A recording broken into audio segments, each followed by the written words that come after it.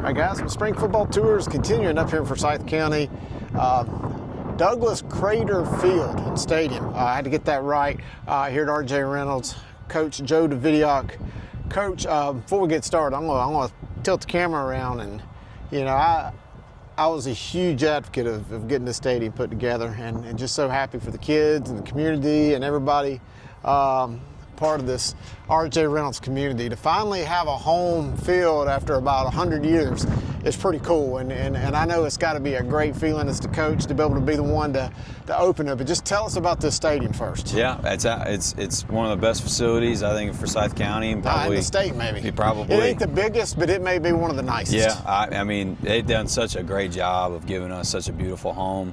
Our community really rallied together and did what they could to make this happen a reality for our kids, and they love it. And every game this past year was, great atmosphere. The fans were great. The rowdies were awesome, and we're just very fortunate to have something like this to call ours. Man, this is great. And again, a school, Reynolds is one of the OG schools, I guess, in the entire state, and to have a stadium finally, because, I remember the years playing and coaching against Reynolds. I always had to play over at Deaton Thompson, or actually Bo McGray. I remember that. So it's kind of cool to be here. Anyway, kind of recap last year. It's been a year since I spoke to you last spring, but y'all got off to a hot start. Had a great year. Good. I feel like program establishing win under your tenure, and I'm sure all you're trying to do is go upward from there. But just tell us about the program and how you feel about your team and what's going on with the Demons these days. Yeah, absolutely. I think last year was a great step in the right direction.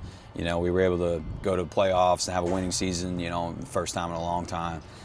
So we're just trying to build off that. I think we got another young team. We got 10 of our 11 starters on defense coming back, another 5 on offense coming back. So we're just looking forward to this year. I think, we were talking before, player leadership has been a premium. I think this year probably my biggest project of teaching them how to hold each other accountable, in healthy ways, and set the standard and raise it. I think our guys want more than what they received last year. I think they're a little bit more hungry, which is great. And the spring's been great for us and workouts.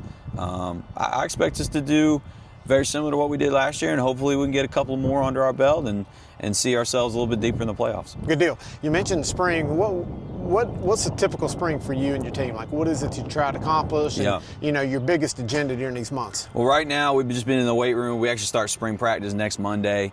We'll actually be early morning and 6 a.m. just because facility usage is tight. We got lacrosse and women's soccer. They're doing all great job, and they got playoffs coming up. And normally we would be on the baseball field, but they're going to the playoffs too. So we're going to have to share it that way and just be in the morning, so that we'll take those 2 weeks to kind of prep for summer.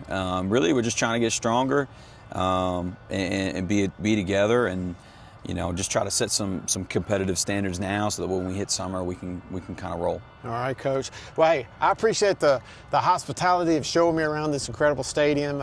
Also, your athletic director, Brad Fisher, he kind of gave me the tour, the inside the press box, the Hall of Fame. Everything is first class, as you would expect here for R.J. Reynolds. But, man, something to be proud of, and I just appreciate you having me, Coach. Absolutely. Thank you. All right. Yes, sir.